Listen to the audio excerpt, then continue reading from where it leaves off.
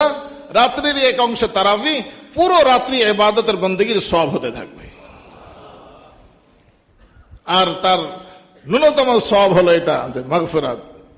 মান কামা রমাদানা ঈমানান ওয়া ইহতিসাবান, যে ব্যক্তি রমজানের রাত্রিতে দাঁড়াবে আল্লাহ তাআলার সামনে ঈমানান ওয়া ইহতিসাবান, ঈমানের সাথে এবং সওয়াবের আশায়, গুফিরা লাহু মা তাকাদ্দামা মিন যামবি, তার পিছনের জিন্দেগীর সমস্ত গুনাহ আল্লাহ তাআলা ক্ষমা করে দিবেন, তার পিছনের সমস্ত গুনাহ ক্ষমা করে দেওয়া হবে।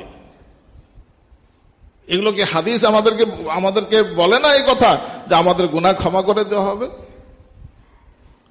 এই জন্য বুঝ কোনটা সহি, আমাদেরকে আলেমদের বুঝ নিতে হবে। মুফাসসিরিনে কিরাম যেটা বলেছেন, বিজ্ঞ ওলামায়ে কিরাম যেটা বলেছেন, সেগুলো আমাদেরকে বুঝ নিতে হবে। হ্যাঁ, অন্য বুঝ নিলে আমাদের জন্য ভুল হয়ে যাবে, ওই রকম ভুল যেটা হাদিসে এসেছে। দুই বন্ধু, এক বন্ধু হলো বেশি গুনাহ করে, এই মাঝে মধ্যে নামাজ পড়ে, নামাজ রোজা করে, কিন্তু বেশি মাঝে মধ্যে ভুল করে ফেলে। আর এক বন্ধু ভালোই বুজুর্গ, সে ইবাদত বন্দী করে, গুনাহ থেকে দূরে থাকে, ভালোভাবে চলে।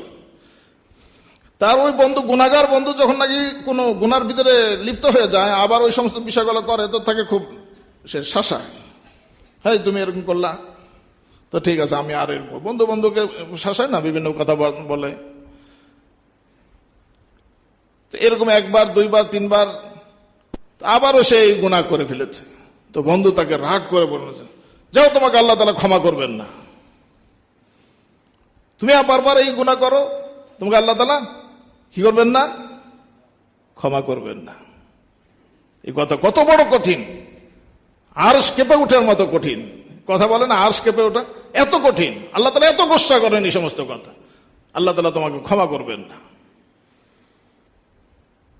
আল্লাহ তাআলা কিয়ামতের ময়দানে দুজনকে হাজির করবেন, হাদিসের ভিতরে এসেছে। বুঝা এই গুনাহগারকে, যে গুনাহগার আবার তওবা করে আবার ঠিকঠাক হয়ে যায়, বলে কি ব্যাপার, তুমি এরকম মাঝে মাঝে ঝামেলা করতা, কি কারণ এই সমস্ত উল্টাপাল্টা করতা? বলে যে আল্লাহ, আমার এই মনের প্ররোচনা এগুলো পড়তাম, পরে আবার তওবা করে নিতাম এই আশায় যে আপনি ক্ষমা করে দিবেন। তুমি ক্ষমার আশা করেছো, যাও তোমাকে ক্ষমা করে দিলাম। হাদিসের ভিতরে এসেছে, সহিহ হাদিসের ভিতরে এসেছে। আর ওই ব্যক্তি যে বুজুর্গ, গুনাহ টুনা থেকে দূরে থাকে, একবারে ভালো জীবন, কিন্তু কথা বলে ফেলেছে এমন একটা কথা যেটা তার সারা জীবনের সমস্ত আমলকে একবারে ধূলিসাৎ করে দিয়েছে। আল্লাহ তাআলার রহমতের বিষয়ে তোমার এই ধারণা, কুধারণা, যাও তোমাকে ক্ষমা করবে না। এই তুমি এই কথা কোথায় থেকে বলেছ? তুমি এই কথা কোথায় থেকে বললা যে আমি ক্ষমা করব না? তোমাকে কি আমি এই ইজারা দিয়ে দিয়েছি? তোমাকে এটার তোমাকে অধিকার দিয়েছি? কোথায় থেকে বললে? এরকম অন্যায়মূলক কথা, সুএজন বিল্লাহ, আল্লাহ তাআলার প্রতি খারাপ ধারণা করার কারণে তোমার সমস্ত আমল নষ্ট হয়ে গেছে, যাও তুমি জাহান্নামে যাও এই গুনাহ নিয়ে। কিতাবাদের ভিতরে প্রসিদ্ধ একটা ঘটনা রয়েছে। বড় পীর আব্দুল কাদের জিলানী রহমতুল্লাহ আলাইহি 40 বছর যাবৎ রহমতের ওয়াজ করছেন। তারপরে মানে মনের ভিতরে এই কথা এসেছে যে 40 বছর পর্যন্ত তো ওয়াজই করলাম রহমতের, কিছু আযাবের কথাও বলি। তো একদিন এরকম মানে মুখাতাবিনদেরকে খুব আযাবের কথা শুনিয়েছেন। পরে স্বপ্ন দেখেছেন যে আব্দুল কাদের, তুমি কি ভেবেছো 40 বছর তোমার আমার রহমতের কথা বলার কারণে আমার রহমতের ভান্ডার শেষ হয়ে গেছে?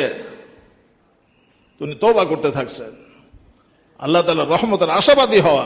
ইন্নাহু লা ইয়াসু মিন রাউহিল্লাহ ইল্লাল কওমুল কাফিরুন, কোন কাফের সম্প্রদায় ব্যতীত আল্লাহ তাআলার রহমত থেকে নিরাশ হয় না। নৈরাশ্য এটা সহি না। एक बुजुर्ग जना बोलते खोले या ना खोले दर उस पे हो कि तेरी नजर तो बस अपना काम कर यानी सदा लगाए जा। তিনি দরজা খুলবেন কি খুলবেন না, তোমার তুমি দরজার সন্ধান পেয়েছো? ক্ষমার ডাক পেয়েছো? তুমি পেয়েছি না আমরা ক্ষমার ডাক? নব্বি ইবাদি আন্নী আনাল গফুর রহিম, আল্লাহ তাআলা বলেছেন আমার বান্দাকে খবর দাও যে আমি ক্ষমাশীল, আমি দয়ালু।